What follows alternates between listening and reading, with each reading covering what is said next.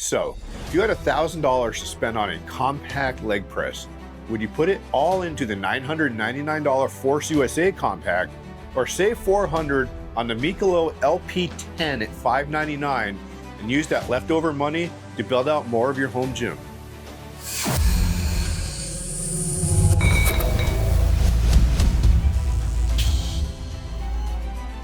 We are paired and powered up.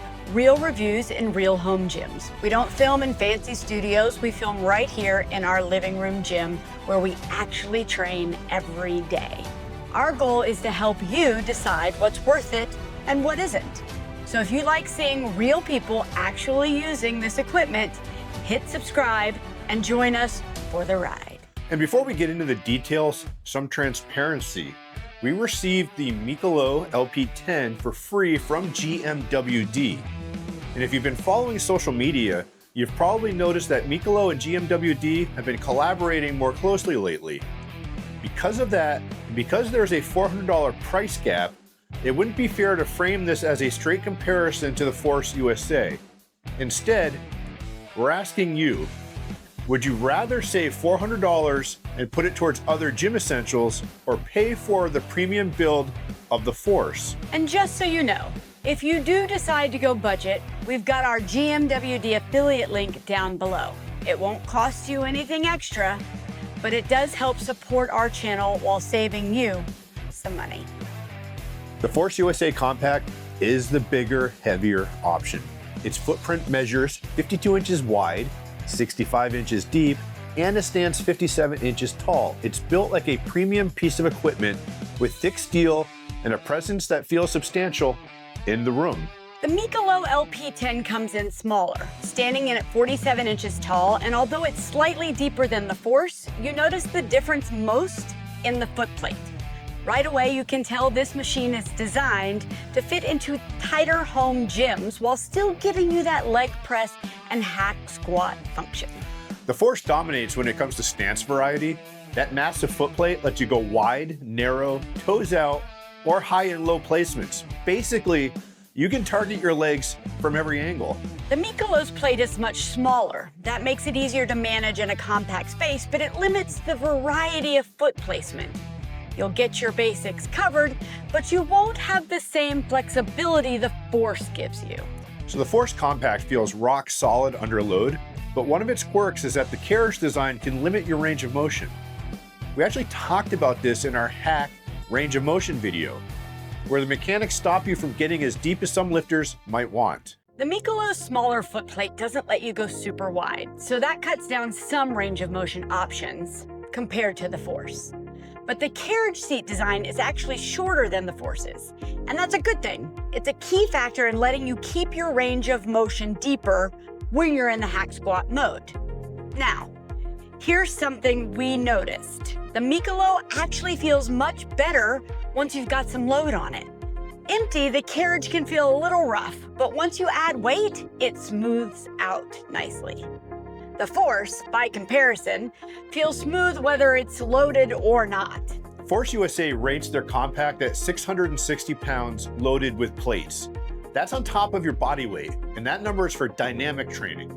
Actually moving that weight through reps, not just sitting under it. Mikolo lists their rating at 1,000 pounds, but that number includes your body weight, and it's almost certainly a static rating. That means it can probably hold that weight if it's just sitting there, but it's not designed for repping it under heavy load. Here's the important safety note. Don't load the Mikolo up with 800 pounds plus your body weight and expect to rep it safely for long. We tested up to 8 total 45-pound plates on it, and it started getting a very, very slight bend on the weight horns. I think it's fine at 4 per side or less, but if you were to store plates on the sled long term, you could cause issues. This is a budget-minded machine, which is not a fault. It's just what it is. For moderate training loads, it's totally fine, but it's not meant for heavy, daily pounding the way the Force is.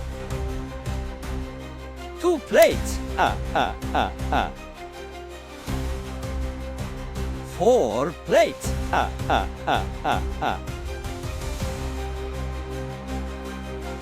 6 plates.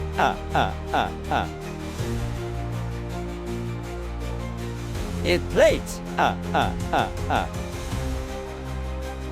One feature you do get on the Force that Mikolo doesn't include is a calf raise station. That adds a whole new exercise and gives you some extra versatility in a compact machine.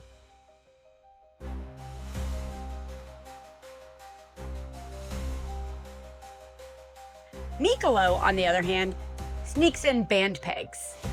Force doesn't have those.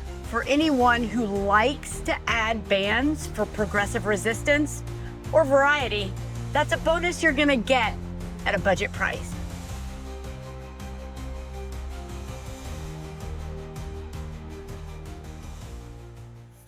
So here's the big difference. Force costs $999. Mikolo is $599. And that leaves you with $400 to play with. When you put it into plates, a bench, and dumbbells, what you've got is essentially a budget-built gym. It's made of budget equipment, sure, but it'll still allow you to get strong and train seriously without breaking the bank. And here's an example of how to use that extra $400. Cap's 160 plate bundle for $169. A Yahi Tech adjustable dumbbell that also converts into a straight bar and even a kettlebell for $199. And finally, an EDX adjustable bench we found for $55. And all that with the Mikolo, and the total comes to $1,023. I know, that's $23 more than what the Force costs. But instead of just one premium machine, you're walking away with a leg press hack squat, plates, a dumbbell, a barbell, a kettlebell, and a bench. Basically a starter gym for the price of just this one machine. And here's the thing, we already own both of these machines. So if this was our only leg machine, we'd personally go with the Force. It's just more solid and dependable. But if we were building a budget home gym for around $1,000, we'd start with the Mikolo, stretch that money even further. Both have their place, and that's why the smarter buy really depends on where you are in your journey. Force USA is the premium choice. It's heavier, smoother, and really built to stand up to years of heavy use. You're paying for durability, finish, and the confidence that'll take anything you throw at it. Mikolo is the budget hero. It's not as refined, the materials aren't the same, but for the price, it gets the job done. And if you use that leftover money wisely, you can build a complete setup all around it. Just keep in mind, it's a budget piece. Train smart, and it'll deliver great value. So now we want to hear from you. If you had $1,000, would you buy the Force Compact as your one premium piece? Or would you stretch your dollar with the Mikolo and bundle? Drop your thoughts in the comments. And if you found this helpful, hit subscribe. We've got more real-world reviews and tours coming your way.